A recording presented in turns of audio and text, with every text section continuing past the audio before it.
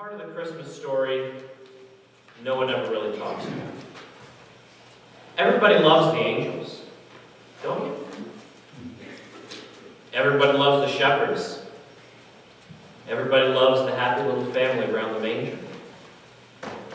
People even like the wise men. Nobody likes the king and his soldiers. I've never seen a Christmas card with that scene on the front of it. If you've got one, send it. Our unease and discomfort doesn't stop Herod from barking his orders. It doesn't stop the weary soldiers from marching 4 miles from his Herodium to David's sleepy hometown.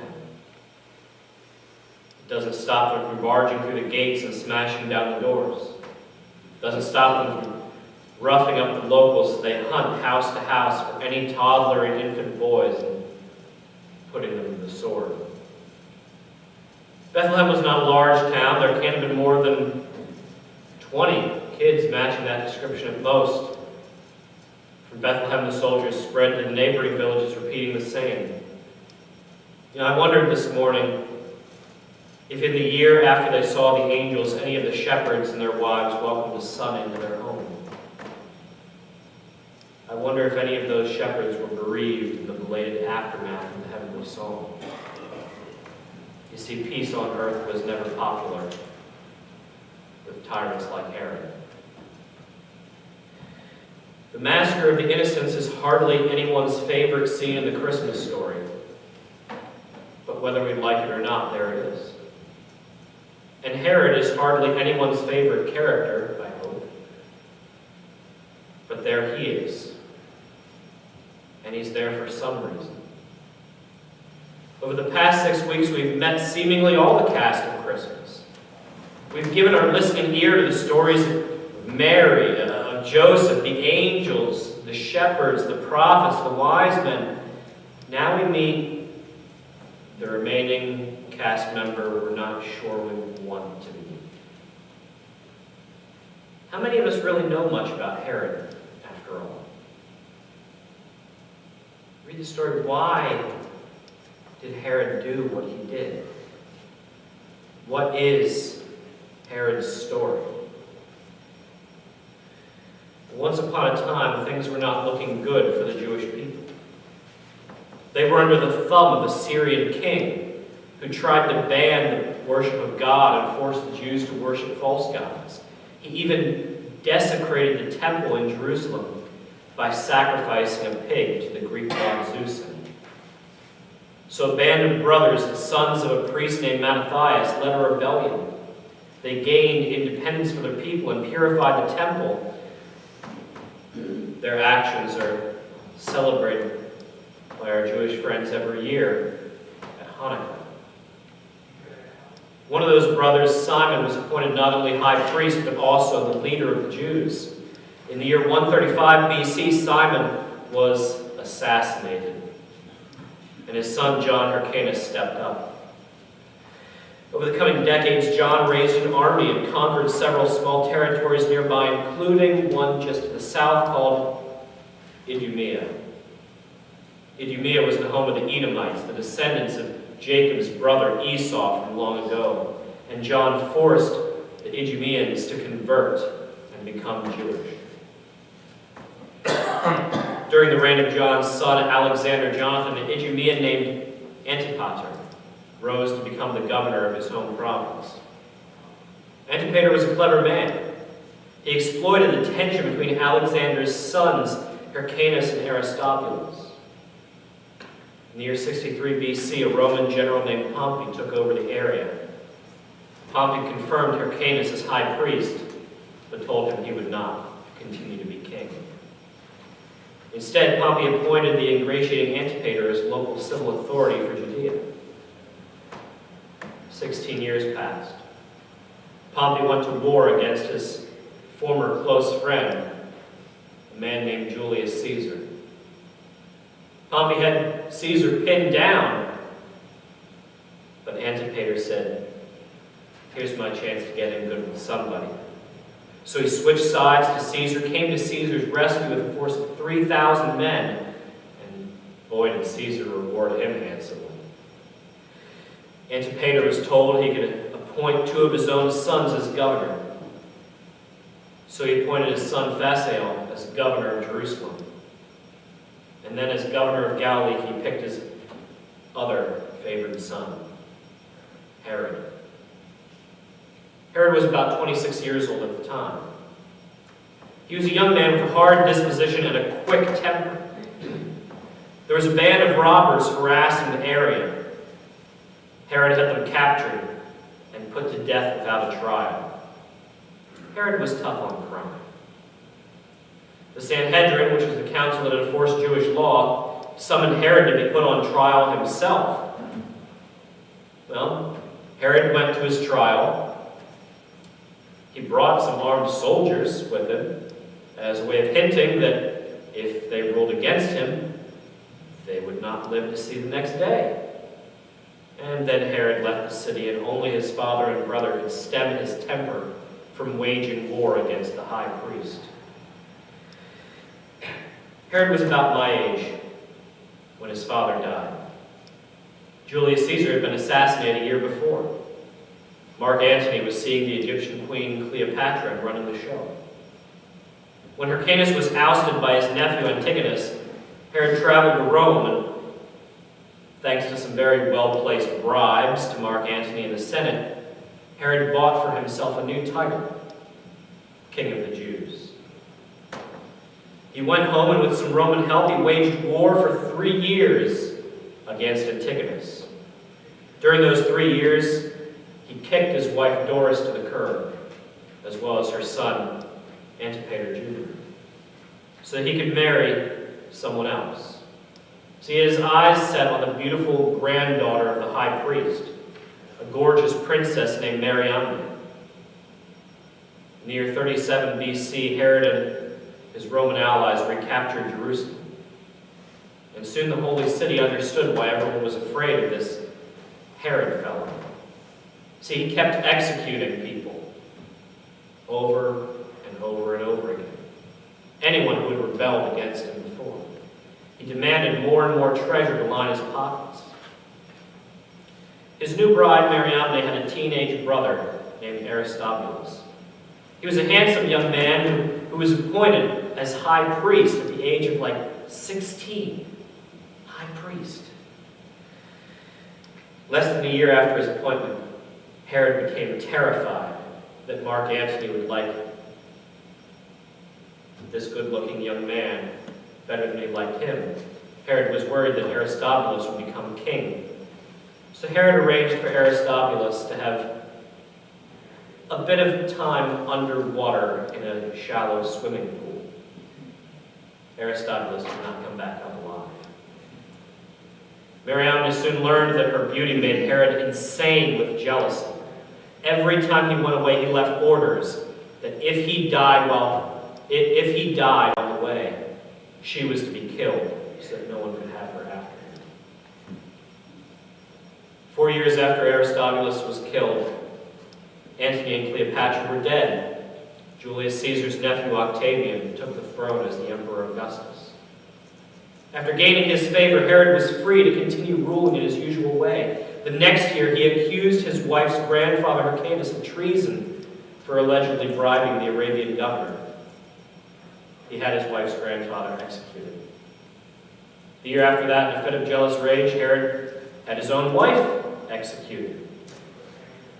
After her death, he became inflamed with a distemper. He started having sharp headaches that drove him closer and closer to the brink.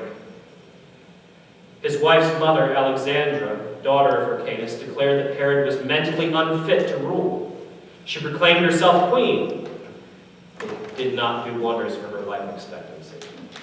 The year after that, Herod had his sister's husband, Costobar, executed.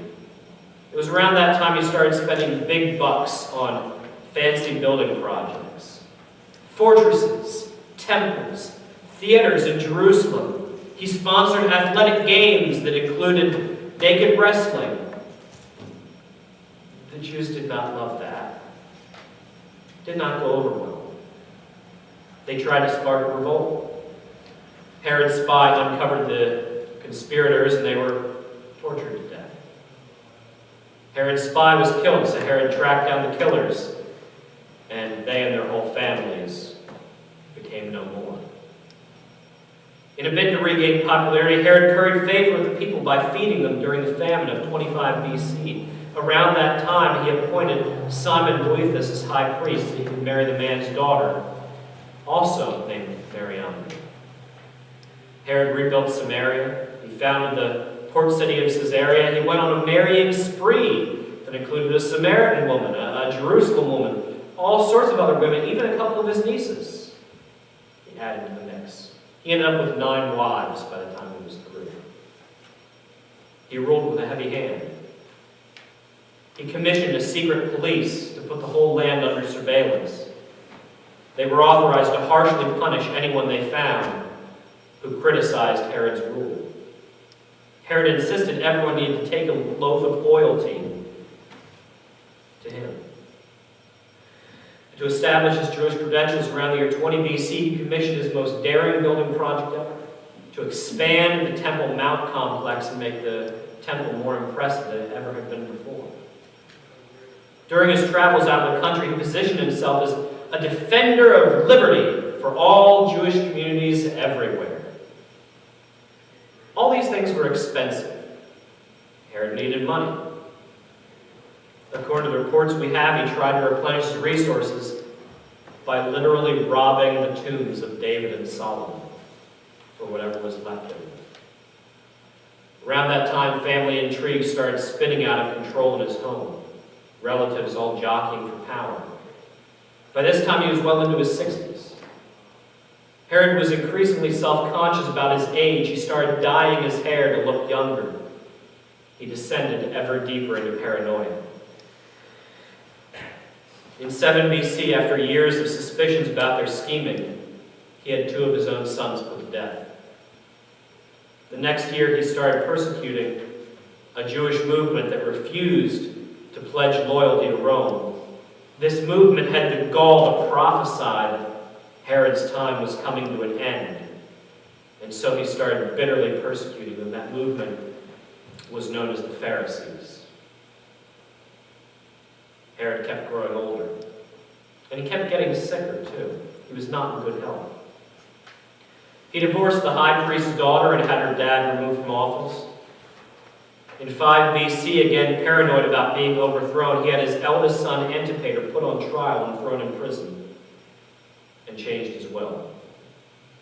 The next year, a pair of leading Pharisees urged a crowd to tear down a pair of gold eagles that Herod had put in front of the temple. Herod rounded up the people who'd done it and set them on fire. And Herod kept getting sicker. He had a burning fever. He was hungry all the time. He had intense pain in his abdomen. He developed gangrene. He sprung a leak. On his deathbed, he knew he was an unpopular king. Herod gave orders for all the most popular Jewish leaders in the whole land to be brought together to Jericho for a conference. And he locked them all in the Hippodrome. See, Herod gave orders that as soon as he died, his soldiers were supposed to go to massacre everyone the Jews loved so that no one would celebrate his death. His final act was to have his imprisoned son Antipater put to death. 5 days later, Herod died. Thankfully, the soldiers did not receive the order. Herod's career was full of political maneuvering and lofty building projects, including work not just on God's temple, but the erection of temples to pagan gods like Apollo. He postured himself as a defender of Jewish rights abroad, but he had no qualms about repression at home that would have done the Soviets proud. His appetites for gold and for women ran away with him. His impulsive temper and ever-expanding paranoia led to unspeakable bursts of violence during the years of his rule. But if you'd asked Herod, he would have said that he's just tough on crime and all that political stuff is just self-defense. It's easy how we can justify ourselves, isn't it? During those last fever-ridden years of his life, perhaps a year or two after he had his 2 sons executed, and maybe shortly before he put his heir, Antipater, on trial, a diplomatic mission arrived from the Parthian Empire. Astrologers saying something about seeing portents in the sky about a real king of the Jews, meaning not him. Someone who would rule by birthright and not just by bribery. Herod was constantly paranoid about being replaced even by his own kids, so it's no wonder we read that when Herod the king heard this, he was troubled, and all Jerusalem with him. Of course all Jerusalem was troubled. They knew how Herod gets. They were used to the consequences of Herod being troubled. Knowing the story of Herod's life, it's hardly out of character for him to try manipulating the wise men and to find this troublesome new rival for him. Herod never meant what he said about, "I too may come and worship him." If there's one talent Herod perfected since the days he was governor of Galilee, it was lying to conceal his real intentions.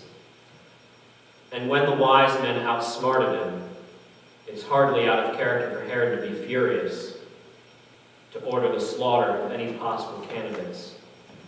This was the sort of thing Herod did all the time. From a worldly point of view, this one little act of barbarity was small potatoes. Nothing Matthew tells us about Herod is out of character from what we know from elsewhere of the rest of his life. Anyone who remembered the Herod years would nod sadly along with everything Matthew reports. Well, of course Herod would try trickery. Of course Herod would be upset with him.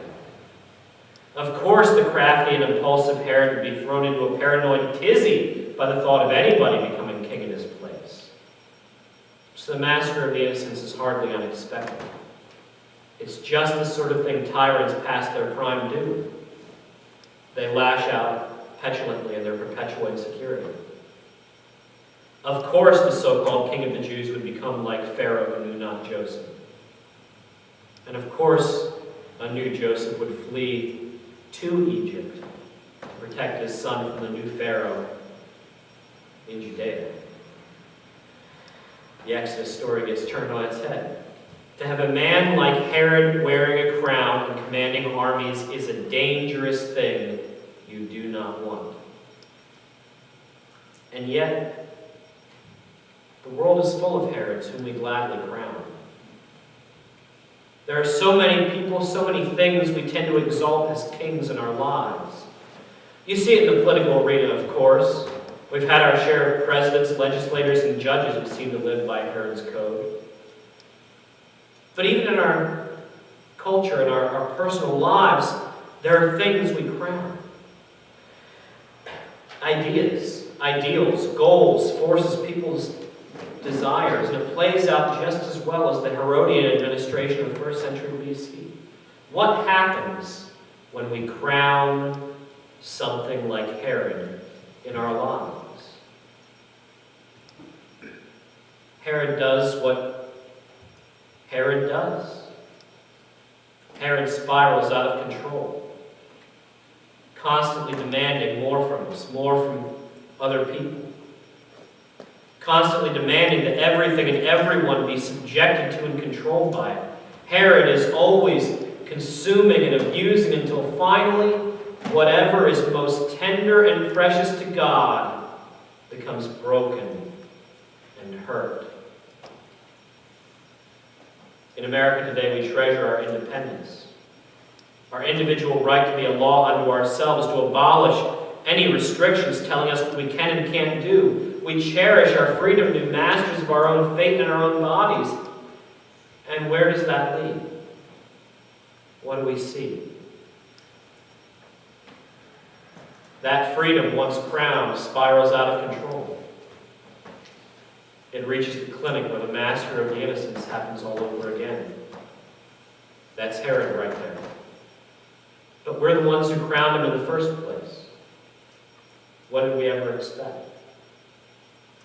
Where again we treasure our passions, our feelings for love and desire. We have to follow our hearts, we say, and do whatever they pine for. We've crowned the little Herod in each of us So it's no surprise when a string of broken homes stands in his wake, and when we learn not to trust each other anymore. That's Herod right there. We crowned him. What did we expect?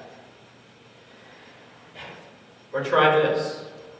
We treasure our sense of honor and standing, maybe in the town, maybe in the home, maybe in the church. We let our thirst for respect and status run rampant over those around us. We become protective of our sense of who we are. Step by step, we become willing to put others down, even tear the church down for the sake of it. You've no doubt seen things like that happen before. And that's Herod right there. What did we expect would happen when we crowned him? Examples could be multiplied till Monday morning. I'm sure you can think of some. So often in our lives we crown Herod as king. Any created reality we choose to feed and heed, anything we allow to rule us, including ourselves, that runs the risk of consuming and abusing what really matters, that's Herod. It can be a hobby. It can be a relationship. It can be a value or an ideal. It can be a family member. It can be a memory.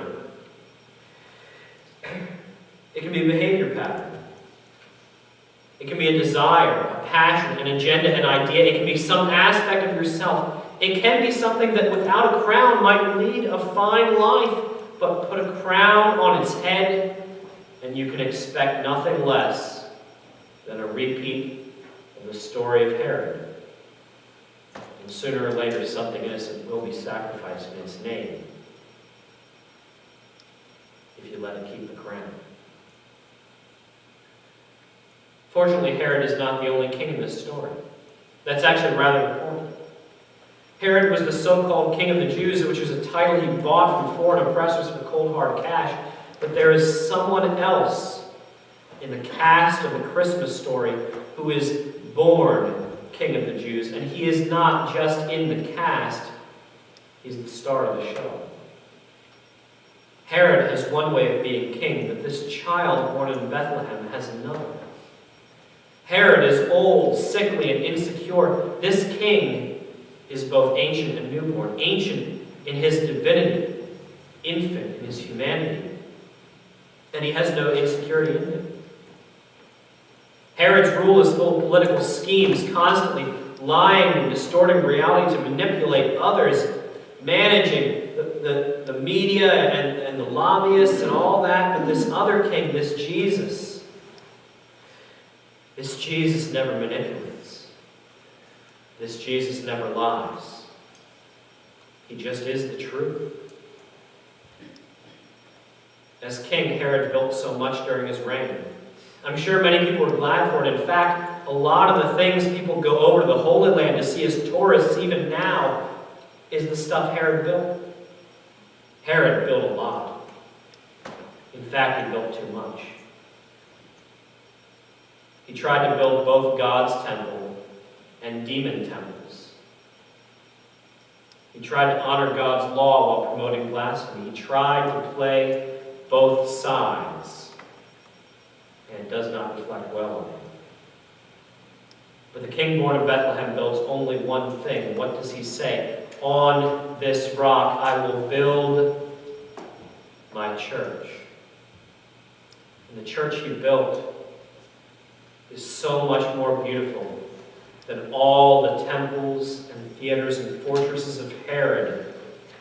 We don't have to travel far away to see the church in action. Just look around you this morning. As king, Herod married many women. He was an abusive and controlling husband. He exploited his wives as pawns. He craved their beauty as an object. He wanted to keep them under lock and key, and he wielded death and danger as a weapon even in his own home. Herod collected wives like trophies. His jealousies rage between passionate desire and bitter hatred. But the king born in Bethlehem is not like him. The king born in Bethlehem cherishes a single bride.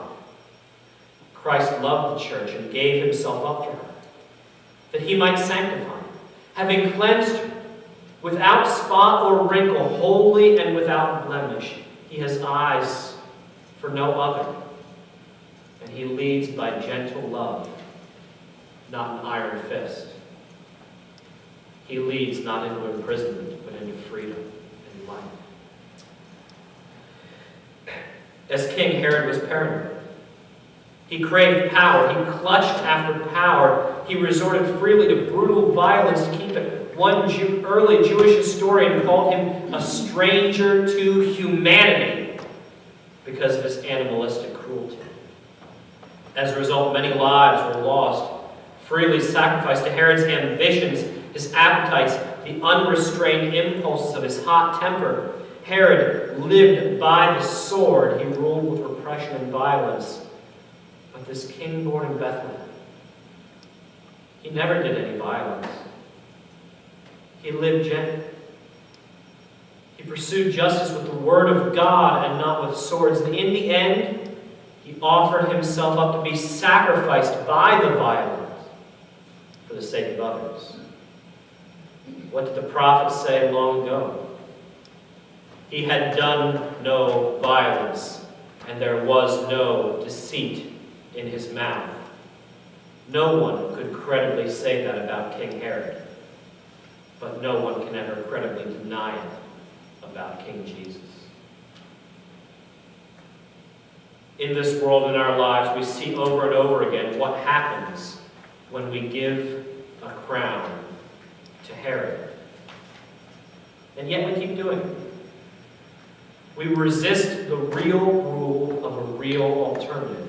We keep crowning a succession of Herods, and the results are hardly unexpected.